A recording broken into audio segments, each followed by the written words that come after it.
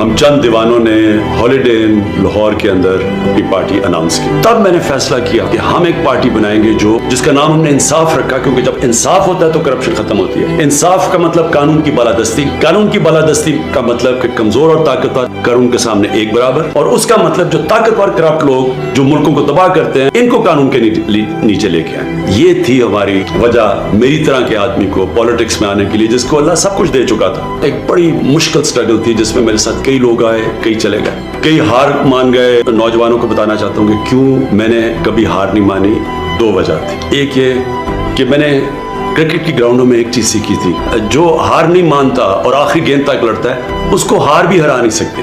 یہ بھی میں نے سیکھا تھا کہ جب بھی دنیا میں کوئی کام کروں, کیونکہ میں تب تک 2 کام کر چکا تھا, کرکٹ میں کامیاب ہو چکا تھا اور پھر شوکت خانم ہاسپٹل بنا چکا تھا. تو کامیاب انسان تب ہوتا ہے جب وہ جو کام کرنے کے لیے نکلے, جو خواب دیکھے, پھر کشتیاں جلا کے اس کی طرف جائے, پھر کبھی واپس نہ جائے. یعنی یا موت اور یا وہ کام ہوگا.